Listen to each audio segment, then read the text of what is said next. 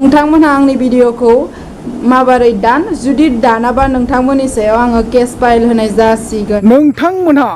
भिडिअखौ 24 घन्टानि गेजेराव जुदि दानाब्ला अर्थात डिलीट खालामाब्ला चेनेलनिफ्राय बिथांमोननि मुङै केस होनाय जासिगोन 24 घन्टानि गेजेराव। दा बे बाथ्राखौ सोर बुंदों नोंथांमोना निश्चय सिगाङाव होनाय भिडिअ एन्ट्रिखौ नुनानै निश्चय बुजिखादों। नोंथांमोना बे मानसिखौ गोबाङानो सिनायो आरो गोबाङानो सिनाया जानो हागौ। बिथांजोआ सिगाङावबो मोननै मोनथामसो चेनेल सालायबोबाय दा आरो नैबे आरडि अफिसियेलखौ सालायगासिनो दङ। दा आरडि अफिसियेला सोर नोंथांमोना निश्चय मिथिनो लुगैयो नङा होमबा? आरडि अफिसियेला सोर नोंथांमोना भिडिअखौ जोबजासिम नायब्ला निश्चय बुजि मोनगोन आरो बेनि सिगां आंबो नोंथांमोननो फोरमायखानो सानो बे जाहैबाय दिपालि बसुमतारी ना मा बिथांजोनि मुङा। दा बिथांजोआ माने मोनसे समाव फिसायजों गारलायनानै गोदान हौवा लानाय बायदि जादों। बे समाव बिथाङा गावनि गारलायनाय एक्स हौवाजों नङा होमबा माखासे मोजां गाज्रि बाथ्रा रायलायनायखौ माखासे सानैसो इउटुबार्सफ्रा गावसिनि भिडिअआव माने आपल'ड होदों। दा नैबे भिडिअआ थारमाने बे भइस रेकर्डिंआ बे भाइरेल भिडिअआ माने गोबाव जाखाबायमोन बा 1 इयार जालांखाबायमोन। दिनैनि दिनाव बिथांमोनहा नैबे भाइरेल भिडिअखौ फिन खेब एरखांफिननानै अर्थात बुफ्रुफिननानै आपल'ड होनायनि जाहोनाव दिपालि बसुमतारी अर्थात आरडि अफिसियेला गोरबोनिफ्राय दुखु मोननाय फोरमायदों। लोगोसे थानासिम अलरेडि थांनानै असिजों सावरायहैखाजोब्बाय 24 घन्टानि गेजेराव जुदिहाय भिडिअखौ दानाब्ला बिथांमोननि सायाव केस एफआइआर बा केस रेजिस्टार खालामनाय जासिननानै थानानिफ्रायबो असिया फोरमायहरखाबाय आरो दिपालि बसुमतारी अर्थात आरडि अफिसियेला नोंथांमोननिसिम माने 24 घन्टानि थाखाय थानानिफ्राय खोथा लानानै फैदों। अर्थात 24 घन्टानि गेजेराव जाय बिथांमोना बे भिडिअखौ आपल'ड होदों बिथांमोना दानाब्ला बिथांमोननि मुङै केस रेजिस्टार खालामनाय जासिननानै आरडि अफिसियेला गावनि चेनेलनि थ्रुयै फोरमायदों। नोंथांमोना जाहाथे दिनैनि भिडिअखौ जोबजासिम निश्चय नायनानै लायोबा मिथि मोनगोन आरोना बुजिगोन। दा आं सानो बिनि सिगां आं फंनैसो खोथा बुंनो सानदों।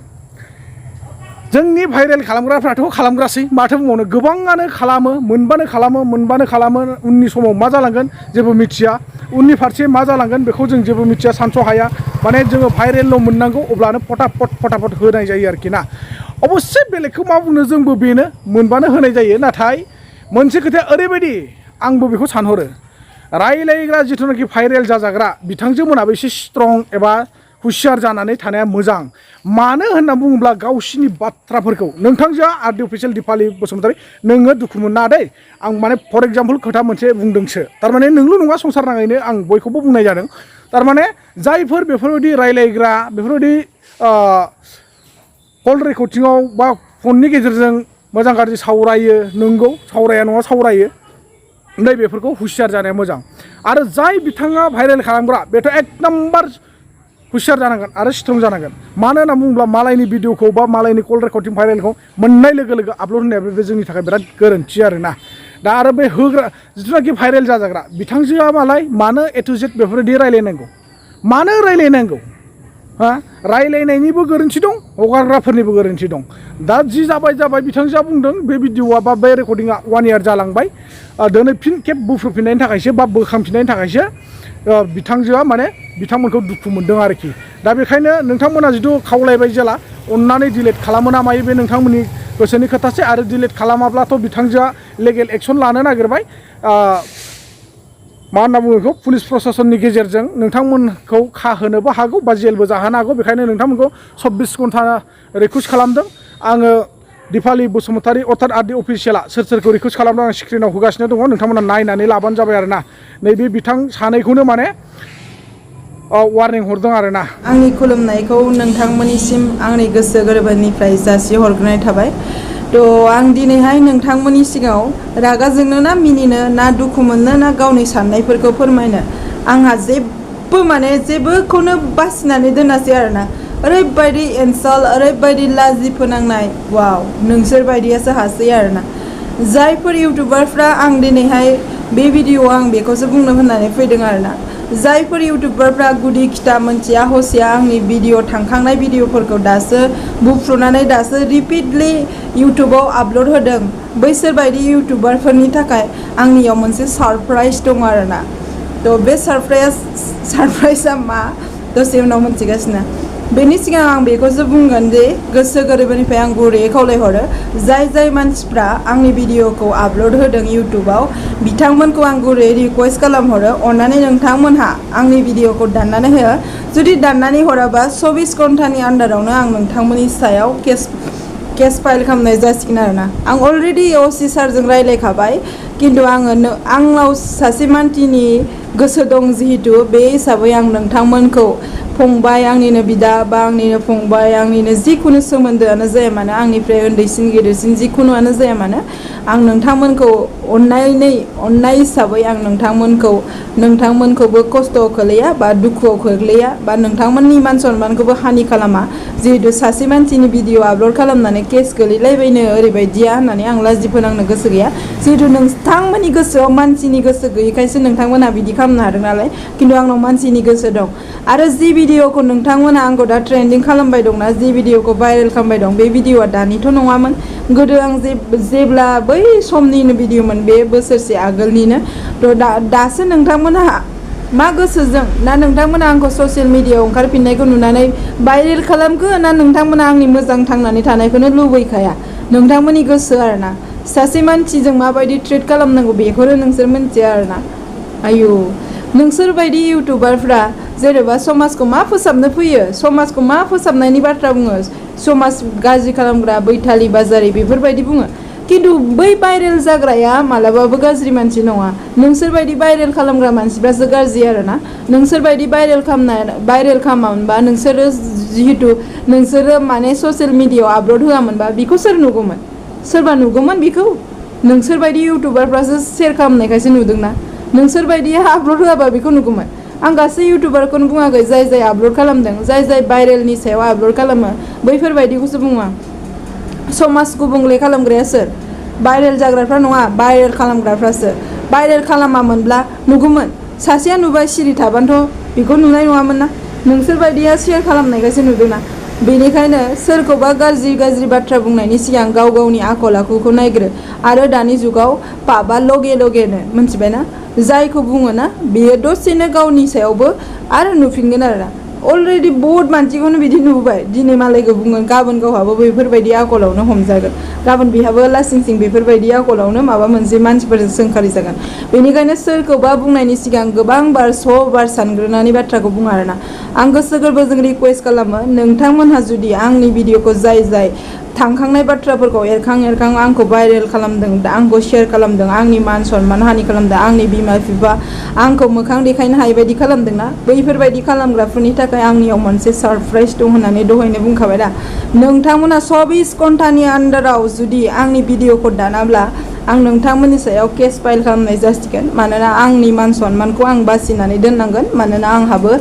जिहेतु आंबो आंनि आथिङाव गसंनो थाखाय बहुत स्ट्रागल खालामदों दा आं आंनि मान सनमानखौ आं हानि खालामनो हाया नोंसोरबायदि इउटुबारनि थाखाय नोंसोरनि भिउसनि थाखाय आं आंनि सनमानखौ खोमानानै लानो साना बेनिखायनो आं गुरैयै आंनि गोसो गोरबोजों नोंथांमोनखौ रिक्वेस्ट खालामो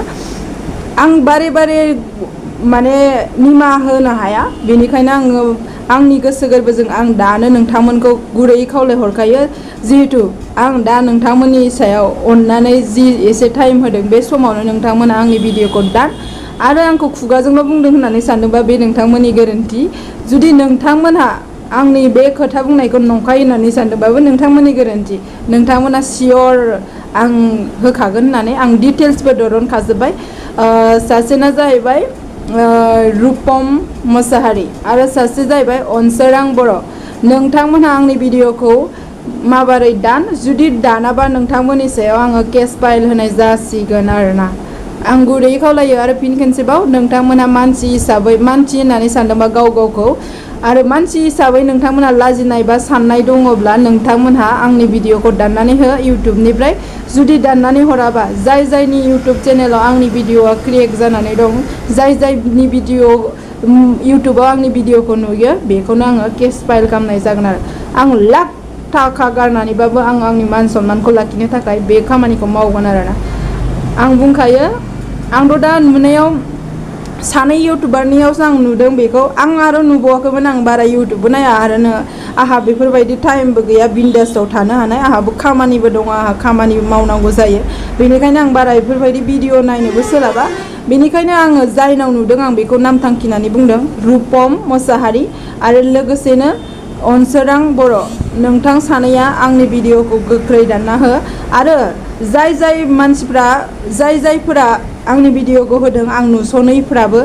नुसननांगौबा जारला जागोन बेनिखायनो भिडिअखौ दाननानै होबानो जाबाय आरो आंहा टाइम गैया नोंसोरनि बेफोरबायदि भिडिअखौ नायबाय थानो खिन्थु आंनाव गुबुना शेयार खालामना हरनायावसो आं नुदों आरो आं नुनाय लोगो लोगो आं गोबां लाजिदों मानो होनोब्ला बे भिडिअआ सिगांनिमोन आं जिहेतु दानिमोनब्ला आंबो गोबां लाजिगौमोन खिन्थु आंनाव दा बेफोरनि लाजिनाया बै समावनो खारखांबाय खिन्थु आं दा आंनि मान सन्मानखौ लाखिनो थाखायसो आं बेखौ खालामदों आं जि जायगायाव दं दा बे जायगायाव आंहा बयजोंबो सिनायजायो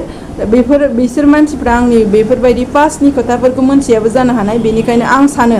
दा आरो रिपिटबाव आंनियाव बेफोरबायदि जाथाया दा फैदों आरो आं दा लाजिनांथों गले गले रिकुवेस्ट खालामो आखाइ खबजोबनानै नोंथांमोना आंनि भिडिअखौ दाननानै होबानो जाबाय नोंथांमोननि बेफोरबायदि खालामनायनि थाखाय दिनै आंहा जानाय लोंनाय सुग गैया महर मोखां देलायनोनो गोसो जायै जालांबाय नोंसोर मानसि नङा नामा नोंसोरो मालायनि बेफोरबायदि जाथायनि सायाव भिडिअ लाबायनो लाजिया नामा नोंस्रा कन्टेन्ट बानायनानै इउज खालामनो हाया नोंस्रा कन्टेन्ट बानायना भिडिअ बानायनो हाया नोंसोरनि कन्टेन्ट क्रिएट खालामनो हाया मालायनि कन्टेन्टखौ इउज खालामनानै मालायनि गाज्रि बाथ्राफोरखौ मानो जेनेबा आपल'ड होनांगौ बेलेग कन्टेन्टफोरखौ इउज खालामग्रा बेफोरबायदिया जेबो नङा खिन्थु बे गाज्रि रायलायदों होननानै उन्दै गथ'फोरखौ मा एडभाइस होगोन नोंसोरबायदिनि थाखायनो जेनेबा आंनावथ' भुलानो जाबाय दे आं रायलायबाय आंनाव भुलानो जाबाय खिन्थु नोंथांमोना जे बे बाथ्राखौ शेयार खालामनानै दा बेखौ बयबो खोनादों उन्दै गथ'फ्रा बेखौथ' नुदोंना आंथ' नुहैयाखैना नोंथांमोनासो दा सिनायथि होदों नोंथांमोननि थाखायसो बेखौ दा उन्दै गेदेर गासिबो नुजोबदोंना बेनिखायनो आंनाव जेसेबां गोरोन्थि दं बे रायलायनायनि थाखाय नोंथांमोन जाय भाइरेल खालामदों बिसोरनाव बांसिन गोरोन्थि दं मानोना बेखौ आं रायलायदोंल'सो आं भाइरेल खालामना लायाखै नोंथांमोना भाइरेल खालामदों नोंथांमोना बेखौ शेयार खालामदों नोंथांमोना इउटुबाव आपल'ड होदों हिसाबै नोंथांमोनाव 100% गोरोन्थि दं आरोना बेनिखायनो नोंथांमोनखौ आं गले रिकुवेस्ट खालामो नोंथांमोनहा आंनि भिडिअखौ 24 घन्टानि आन्दाराव जुदि दानाब्ला आङो नोंथांमोनखौ केस खालामनाय जासिगोन अलरेडि आं असि सारजों रायलायखाबाय खिन्थु आंखौ 24 घन्टानि टाइम होदों बेनिखायनो 24 घन्टानि गेजेराव दानाब्ला माने आं बुंबोदों सारखौ आं 24 घन्टा नायबावनि आं मोनसे भिडिअ आपल'ड होग्रोना नायनि बेयाव जुदि दानाब्ला आङो सियर नों फैफिनगोन सार होननानै आं बुंनानै गारबोदों आरो